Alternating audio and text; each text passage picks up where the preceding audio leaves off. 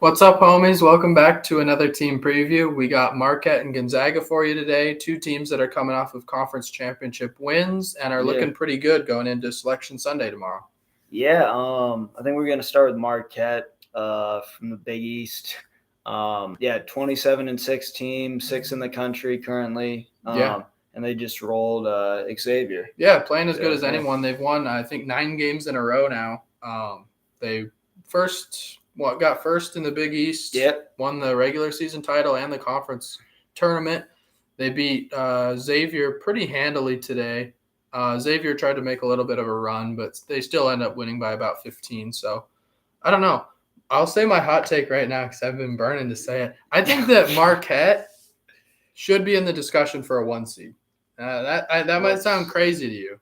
Well, I just want to know what backs your argument. Like you said, they've only lost 6 games. Is that what you said? Yeah. 27-6 now.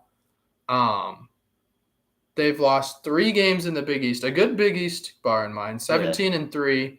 Their only losses are all quality teams. At Providence is one of them. I think at Providence, at Xavier, at UConn. Yeah. And especially, and their non-conference aren't that bad either. Wisconsin, Purdue when they were hot, Mississippi State, who was a tournament team.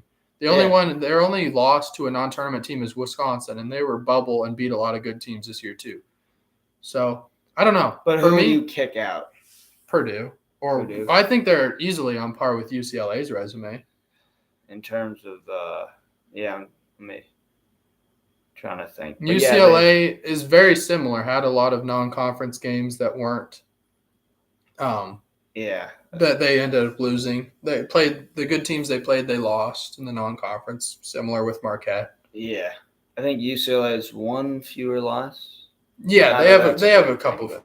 They've lost fewer games for sure, but I don't know. It's a very similar resume. I think they play in a better conference, and then they only lost 3 games in that conference all year. So I don't know. I think they are deserving to be talked about. They're barely even at 2 right now. So I think they're disrespected. No, they are disrespected. Yeah. I agree. I disrespected them all year. I'll be the first person to admit that. I didn't know much about them at all. And then I watched a couple games that they played in the Big East tournament and took notice in things. And they're pretty good. Have I really taken note of much of them yet? No, I really haven't. But no, I agree.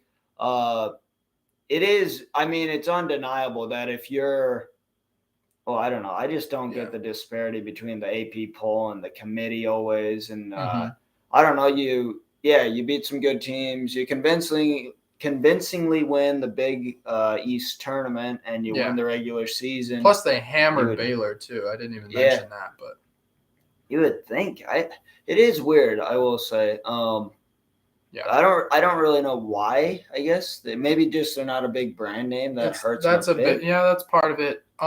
They also just non-conference. They didn't get off to a super good start, and then I think people just didn't really. I don't know. I think it's just a respect thing. They don't win in a super glamorous way. They do it kind of dirty. I don't know. They don't do it analytically like some of the top teams. They're not particularly great on offense, or they're not particularly great on defense or rebounding. Then how do they win? We don't know. Yeah, rebounding 400th in the NCAA. They caused the 16th most turnovers in the country, which takes away their ability to get defensive rebounds. And they, on offense, they're number 1 in the nation in 2-point field goal percentage, which also takes away a ton of offensive rebounding possibilities. So that definitely doesn't hurt there. Or it definitely does hurt their rebounding opportunities. Granted, they're still not a great rebounding team, but that at least tells a little bit of the story. So. I didn't even know there were 400 teams in D1. Yeah, no, I didn't either. That's a crazy amount. I knew there were like 350 or so. I did, Yeah, I mean, I don't know. Because they're at about 31, almost 32 rebounds a game, not quite. Which I want to say some of these other teams are at like in the, upper 30s. Which I mean that adds up. Don't get me wrong. That's an extra possession, but it's not a crazy. It just compared to everyone else, I guess but they lag there, but that explains a lot of it actually. If you're getting a ton of turnovers, if you're making the shots, that does cut down. That's got to cut down at least 2 or 3 minimum a game. Absolutely. And then they shoot up probably. Okay. No, the biggest thing that I really like about Marquette, what they're doing right now, is they're playing through Tyler Kolek, who, if you don't know who that is, he might be the most underrated guard in America. He has a hot take king tonight. I know. He's been in double figures 13 of his last 15 games. He's averaging 19 over his last 5. And he averaged 13 a game this year, 8 assists, 2 steals. That's pretty I like that. He does it on the offensive end, he does it on the defensive end, and he just controls the game really well. Kind of like a guy named Tiger Campbell. Oh, okay. Wait, what is he? He's one of their guards. Yeah. But he's like their point guard. Oh, he is. Okay. Yeah. He's shooting about what? Nearly 39% from deep, that's the only reason I know about him is because you were talking about him like as a shooter. Yeah, he's been shooting pretty well, but averaging 19.4 I think points per game in his last 5, and that's excluding tonight. Okay, I think he had 20-ish tonight though, so it really doesn't matter. Yeah, but he's been playing unbelievably, and him and Cam Jones in the backcourt have been as good as any 2 guards in the country, and I was sleeping on them. So now you're coming. I really like this team. Actually, they play kind of like Miami too on defense, where they don't. Last year's Miami team, where they forced a lot of turnovers, but teams shot pretty well. They didn't rebound particularly well, but they were able to beat these bigger teams because they sped them up and No, one of the top 25 teams in the country in points per game, top 10 in assists. So good offensive assist rate's crazy. Yeah. I guess speaking of down low, I'm gonna butcher his name here. Oso Ighodaro. Yeah. Okay. Oso Ighodaro. He's kind of their. I don't know. He's their interior presence. Down low. He's got a pretty good stat line. One of the things like a block and a half a game. Yeah. Surprisingly, I guess balanced for a big guy. Yeah. Which shocked me because when I saw their terrible rebounding stats, which would kind of explain some of that, but I was like, they must have. They shouldn't be that bad at rebounding, though. No. You look at their team; they're like 6'9", 6'8", 6'5", 6'4", 6'2" across the board. Like they don't have small guys. Like I don't know if they can commit to rebounding, I think they got a shot. But I think it's the fast-paced nature. They speed the other teams up. The other team takes a lot of rush shots, long shots. You get a lot of offensive rebounds. It just all kind of ties hand in hand. Yeah. No, I agree. He's about 12 points a game, 6 rebounds, 3 assists to go with the blocks we already talked about. Yeah. So he's like a big part of what they do. I mean, without him, I don't know. When you have a guy, I'm just shocked that you have a guy that's getting kind of, I don't know, that kind of stat line. That seems. And then you've got obviously Prosper, Olivier Maxence Prosper, who is averaging over 10 as well. They got 4 guys that are in double figures on the year. That's big. Yeah, and then balanced team. They average 18 assists per game. Yeah, they share the ball really well. That's another way that they don't really get it glamorously, is they don't have a guy that's like superstar above everyone else stat wise, but they just have a lot of good players. No, when you have 4 guys in double figures, that's kind of a good. I don't know. That's one of those metrics that I don't even. Once I notice it, I'm like, oh, that's a sign of like sustained success or the potential for that, because there's going to be games where a guy or two is going to play terrible, but for all 4 of those guys to have a bad game would be kind of nuts. Yeah.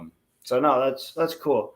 After those 4, it's kind of a rotation. Everyone else, no one I think plays more than like 50% of their minutes. So the 5th guy is just kind of a rotate. They just kind of rotate. They play about 7 or 8 guys, but that 5th spot just kind of rotates.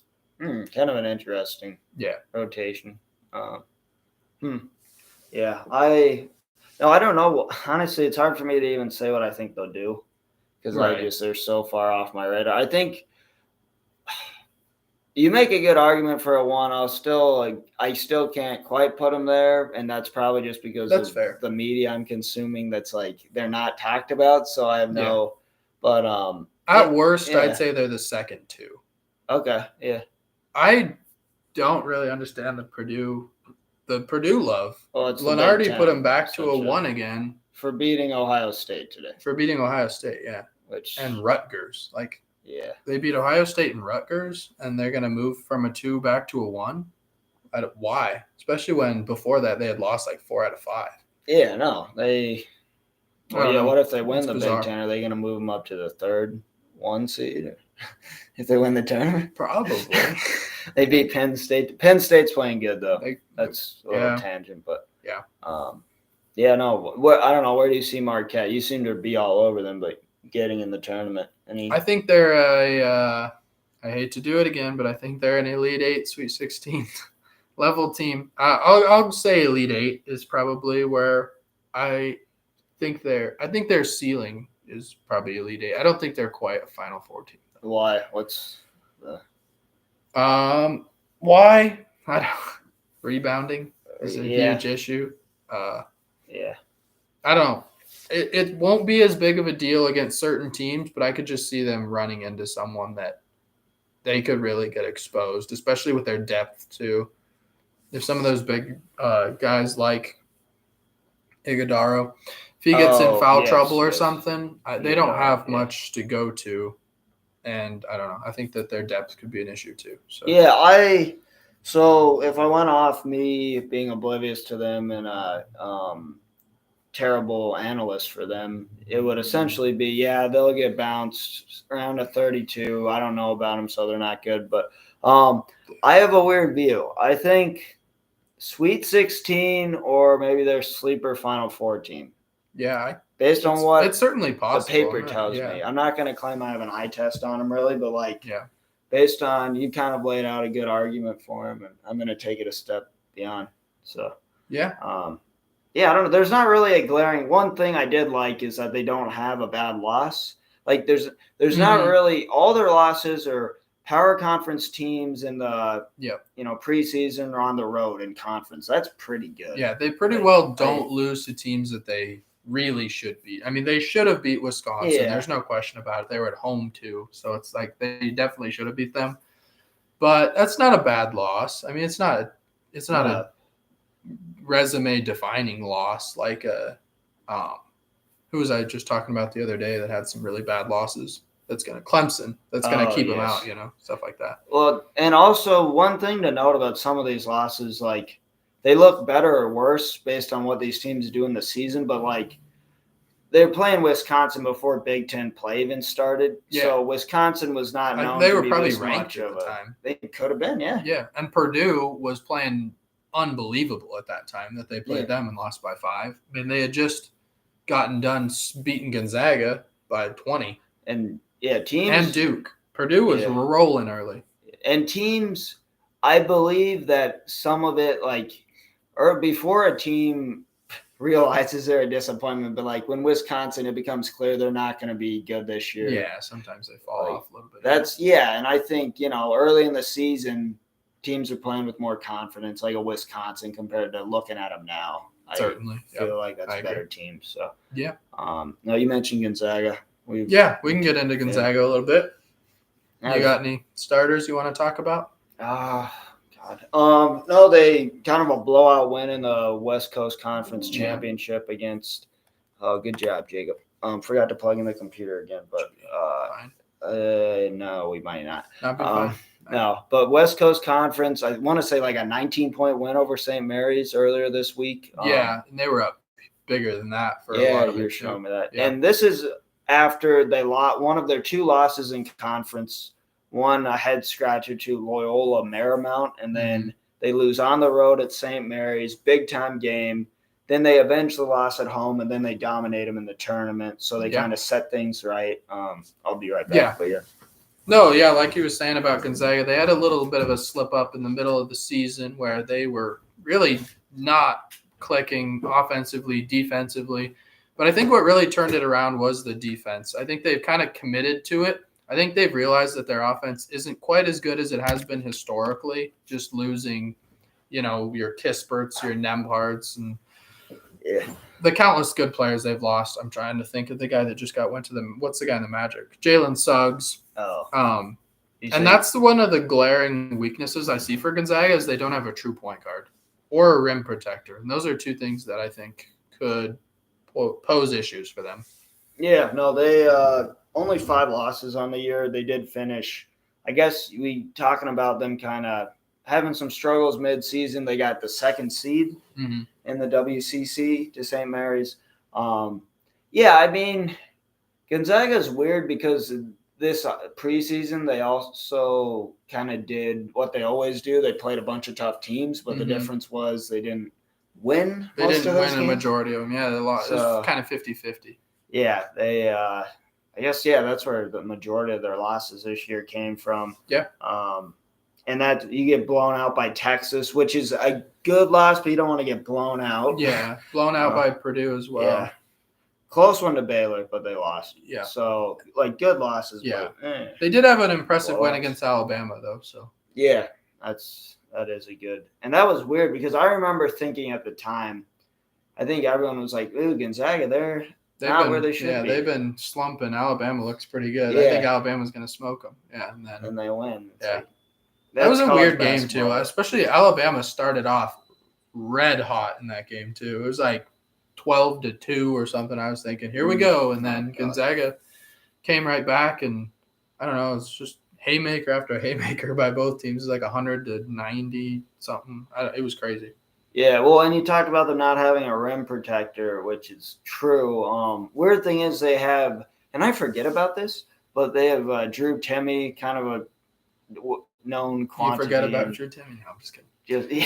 But he's like almost 21 a game, 7 rebounds. So he's still having a hell of a year, but he's not even considered like – there's no one saying he's going to be player of the year. Last year, I think there was some discussion. Yeah, last year there was a lot of discussion. It's. I find that weird. Who did win last year, by the way? Was it Banchero? No. I want to say it was from Kansas. Oh, Abaji? I think. Maybe. I don't know. Anyway, I don't know. That just popped into my head because I don't remember who it was. But yeah, me neither. Yeah. No, they. I don't know. Kind of a weird team. I guess they're kind of second best player, I would argue, is probably Julian Strawther. Yeah, I would say so too. He's 15 a game. He's a good shooter. He's really good shooter. Over like 40%. Yeah, like 43%. Yeah, pretty close. Yeah. And there were shades of that last year where I felt like he was kind of an X factor guy on their team. Like if he was hot, he was a little more streaky last year. This year he's kind of just a really good shooter.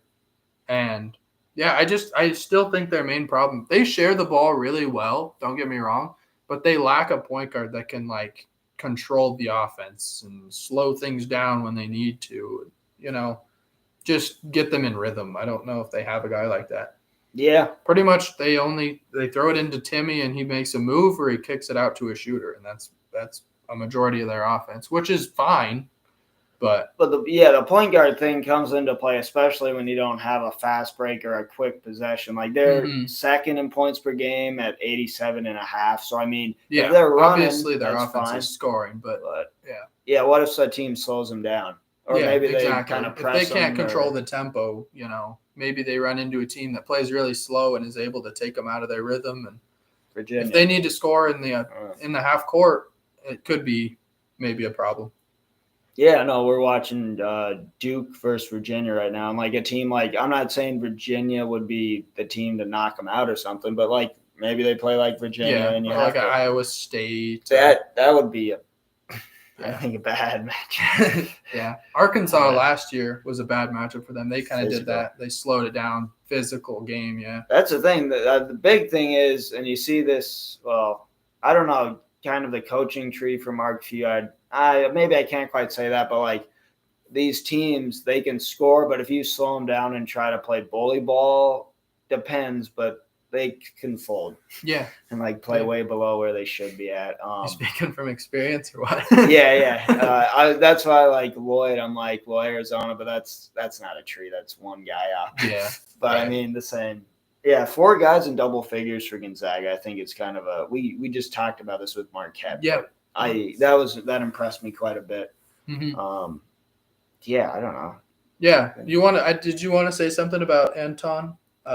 I'm losing my mind. What's his last name? Watson. Anton Watson. Yeah. Yeah, no. He's been playing really well for them. Yeah, he's one of their guys in I don't know, double figures. Yeah, I know that Gonzaga fans really like him. I know he played for in Spokane in high school, so he's kind of a local talent. Yeah, I didn't know that. Yeah, a lot of people really high on him. He's been pretty good. I mean, limited role, and now this year he's kind of gotten a chance to step up a little bit. So yeah, third scorer on the team behind 2 guys that were, everyone knew them coming into the year. No, I don't have much on him. I guess their team is kind of weird because I feel like I don't know. I feel like they have 2. They really lack star power compared to recent Gonzaga teams. Even Timmy this year, it's not like he's being talked about much, so I forget he's on the team. Yeah. Well, that's just goes back to if they're not number 1 all season, when they're playing in the WCC, who cares? No one's following them. It's like they're a 3 or 4 seed. Yeah. You just kind of get lost in the mix because no one really pays attention to the WCC, I feel like. Yeah. Especially if they're down. Not down, but relatively. Yeah, no. Bolton, he's their 4th guy above double figures, but he shot it a decent bit worse than he did last year, I think, if I'm correct. I don't know if I am or not on that, but I don't know. Yeah, I was expecting him to take a bigger step up anyways than he did. I remember him. He kind of showed flashes, I guess is the best way. Yep, for sure. But him and Strother were kind of both good streaky shooters, and Strother kind of did step up his game, whereas Bolton's just kind of stayed the same. So and Bolton, I'm trying to think if he's like what is he? Guard? I almost want to say he's a guard. He's a guard. Okay. Yeah. So Watson's I guess the one thing he's kind of their interior presence. Yeah. But they don't have star power, so it's kind of weird to even Marquette. Also, his stat line was kind of crazy. Not quite with Watson, but I mean, if you're looking at they have this matchup with a good front court. Who do they have? I mean, keep your eye on him. He's got to have a big game. Mm-hmm. But he is alongside Timmy. So, I mean, but the fact that he is actually kind of pulling his own weight is good because last year it was Twin Towers with him and Chet. Yeah. It's is it just going to be a one-man show down there? But, yeah, they've shown they can develop. Doubt. So, I guess they're 24th in top 25, but 24th in assists per game. Rebounding, I found this interesting, though, because I got stuck in this trap, and you pointed it out with Arizona, where their rebounding numbers are oh my, they're such a good rebounding team. But and then you realize how many shots the other team takes that game. Yeah, and Gonzaga's, I mean, they're scoring even more than Arizona by quite a bit, and they are, I don't know, over not even the 100th best rebounding team in the NCAA, which I don't know. I think it reveals maybe not a Marquette level weakness, but certainly a little bit of a weakness. Yeah, which is weird with Timmy. Yeah, it's hard to look. Yeah, it's hard to look at a team just based on one stat, total rebounds or total assists, because every team plays such a different pace that there's there's a big fluctuation in the amount of possessions in a game depending on who's playing. Yeah. So it's hard to really look at stuff like that. But yeah. Yeah. Well, no, that's the thing. It's I would make that mistake, but then with them, I'm well, they have to be getting a ton of possessions, or you're not getting this many points. Right. You're still not getting that. They do rebound okay. My T-rank basketball, I can pull them up right here. Real quick. It shows efficiency of rebounding and stuff. So let's see. Where's it? There's 7. Yeah.